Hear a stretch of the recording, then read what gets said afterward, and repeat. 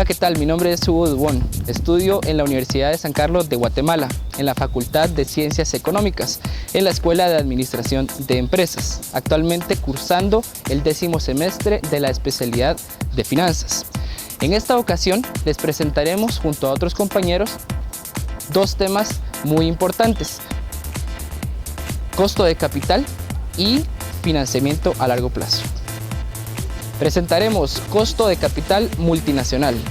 En el costo de capital debemos de tomar en cuenta aspectos positivos y negativos que tiene una multinacional. Una multinacional tiene aspectos que le favorecen y de igual forma tiene aspectos en los cuales le afectan. Vamos a ver un cuadro en el cual explica de mejor forma lo que estoy mencionando. En el cuadro podemos ver que una multinacional tiene aspectos positivos como mayor tamaño. Si una multinacional tiene un mayor tamaño, tiene un tratamiento preferencial de los acreedores. Esto beneficia a nuestro costo de capital. Además, tiene acceso a mercados internacionales. Una multinacional puede cotizar sus acciones en cualquier mercado mundial. Entonces, esto le da acceso a financiamiento de bajo costo. Tenemos también un aspecto positivo que es la diversificación internacional. Esto le da menor probabilidad de quiebra. Los aspectos negativos que una multinacional tiene es la exposición al riesgo cambiario. La multinacional va a trabajar siempre en una moneda fuerte, mientras que la subsidiaria tendrá que trabajar con una moneda un poco más débil.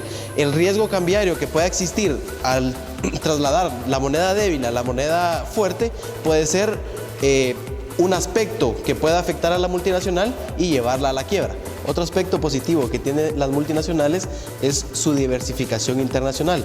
Esto le brinda una menor probabilidad de quiebra. Ahora, los aspectos negativos que puede presentar una multinacional es la exposición al riesgo cambiario. Esto se da cuando la subsidiaria quisiera cambiar sus ganancias a una moneda fuerte para trasladarlos a la multinacional. Y por último, otro aspecto negativo, tenemos la exposición al riesgo país. Cada país presenta un factor de riesgo que podría afectar a los intereses que tenga la multinacional con respecto a la subsidiaria. Debemos de tomar en cuenta que no solo podemos financiarnos en el país de la matriz, sino también en el país de la subsidiaria. Debemos de ponderar esos costos para ver dónde es más conveniente, dependiendo de los aspectos que nos brinde el país, dónde es mejor financiarnos. El costo en el cual vamos a incurrir para poder financiar nuestra subsidiaria en determinado país. En este caso, una subsidiaria colocada en el país de Guatemala. Nuestra compañera Mariela Martínez nos va a ampliar sobre esos aspectos que les mencioné anteriormente que deben de tomarse en cuenta que el país brinda para poder colocar la subsidiaria. Vamos con ella. Gracias, Emilio Llamas. A continuación también les voy a hablar sobre aspectos que debemos considerar al momento de invertir en una subsidiaria fuera del país. Debemos tomar en cuenta dos aspectos: la evaluación del costo de capital, que ya fue mencionada anteriormente, y el valor presente neto, que no es más que traer el dinero en el tiempo, es decir, voy a verificar si los flujos de efectivo han cubierto la inversión inicial, tomando en cuenta el monto de la inflación que se ha dado año con año. Además de eso, debemos tomar en cuenta factores internos de la empresa y factores externos del país anfitrión a donde vamos a ir a invertir en nuestra subsidiaria. Entre los factores internos tenemos la estabilidad de los flujos de efectivo. Esto quiere decir de que tenemos que tener el suficiente efectivo para poder cubrir con la deuda que vamos a solicitar durante el periodo. Se debe tomar en cuenta el acceso a las utilidades retenidas. Esto quiere decir de que la subsidiaria genere los suficientes flujos de efectivo para enviar a la casa matriz.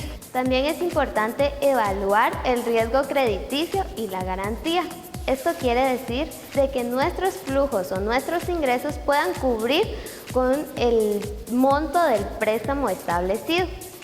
Y la garantía es que la subsidiaria pueda emitir un préstamo a nombre de ella, tomando como base de garantía a la casa matriz.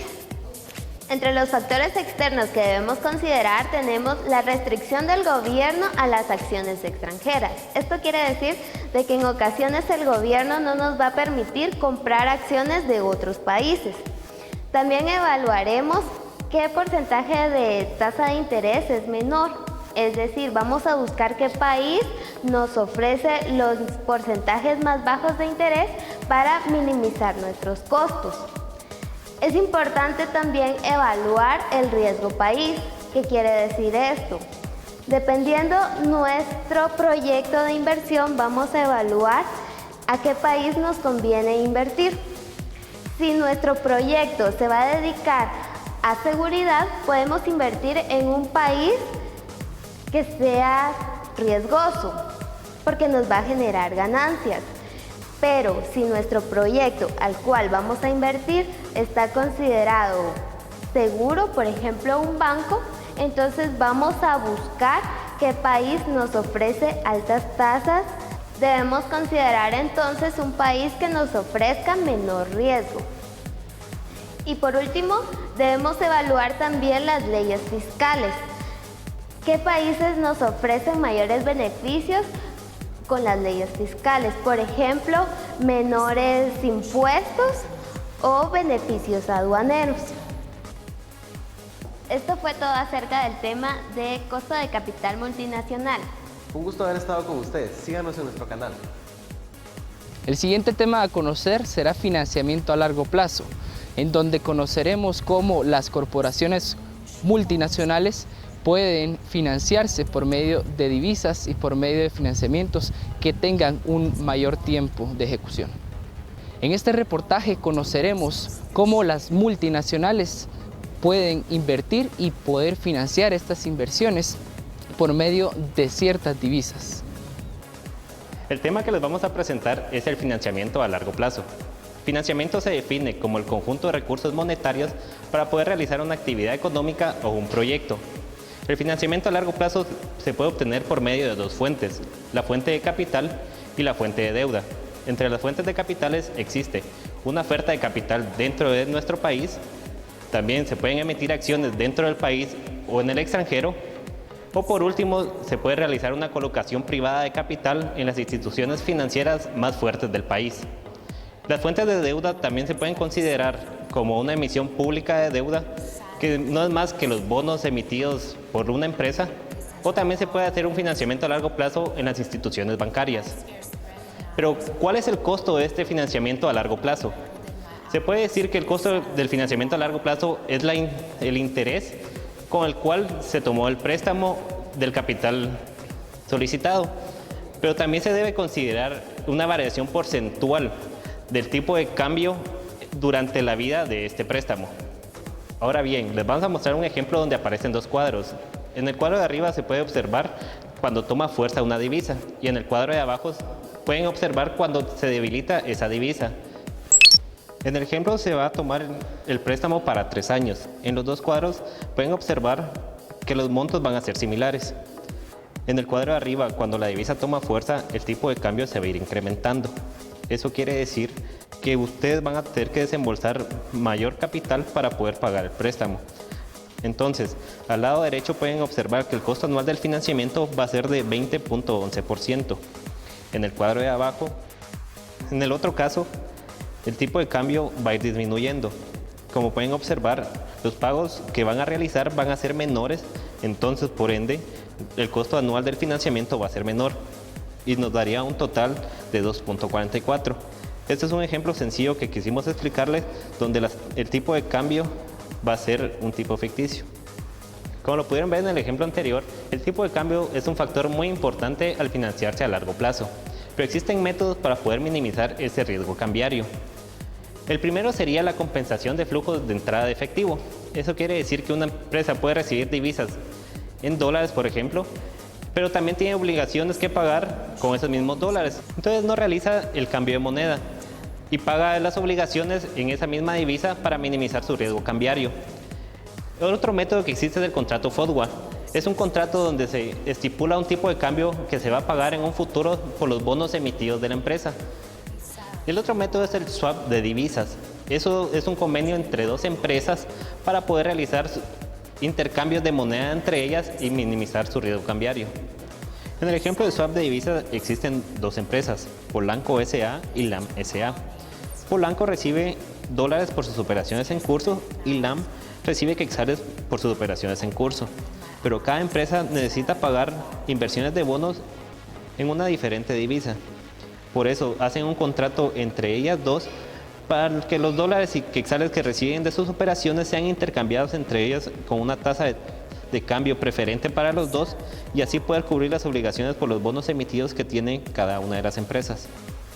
Luego de explicarles cuáles son las fuentes del financiamiento a largo plazo y cómo se puede minimizar los costos de ese financiamiento, mi compañero Hugo Dubón les explicará la diversificación de divisas. Conociendo ya cómo se manejan las corporaciones multinacionales para poder financiarse por medio de bonos, conoceremos en este momento la diversificación entre divisas, que no es más que emitir bonos en distintos tipos de monedas. En este caso, lo que busca la corporación multinacional es que la moneda a donde vaya a emitir los bonos pueda ir a la baja y no a la alta, porque tendrá de esta manera que recurrir a pagos mucho más elevados con la moneda de la matriz. En este caso tenemos un ejemplo. Este ejemplo nos habla en el libro acerca de una empresa llamada Nevada. Esta empresa busca emitir bonos tanto en yenes como en dólares canadienses.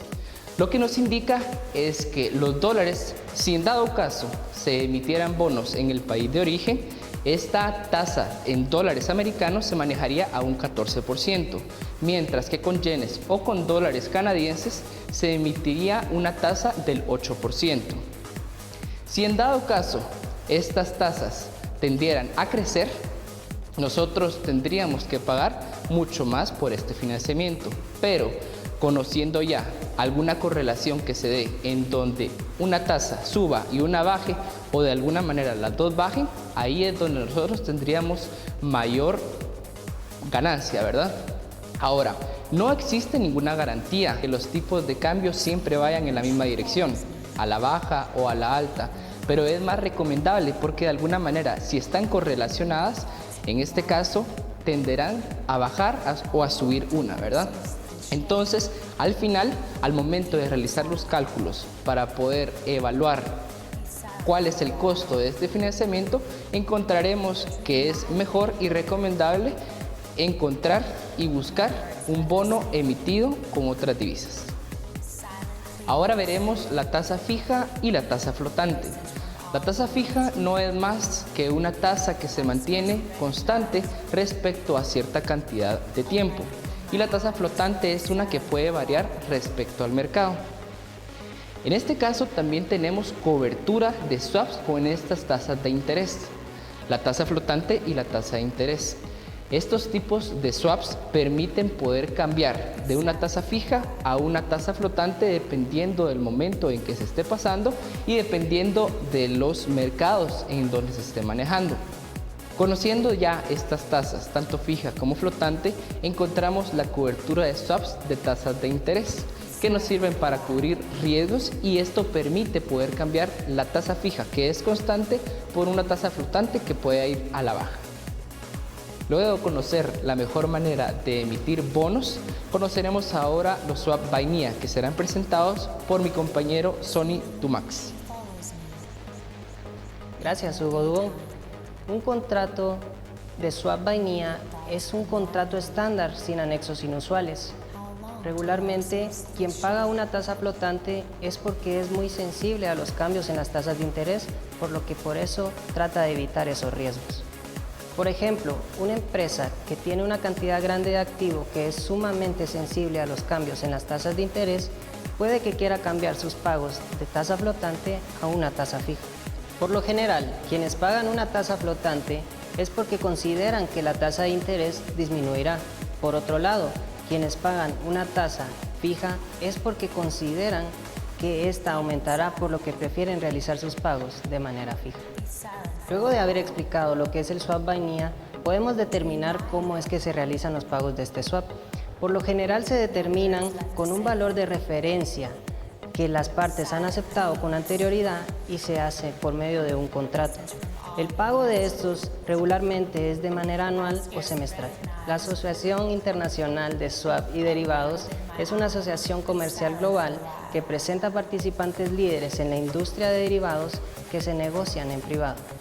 ISDA, conocida por sus siglas en inglés, tiene entre sus objetivos principales la promoción del desarrollo de prácticas de manejo de riesgo sólido. Esta fue una breve explicación de lo que es el swap vainilla y sus derivados. Esto fue financiamiento a largo plazo para corporaciones multinacionales. Visiten nuestro sitio web que aparece en pantalla. Gracias por su atención.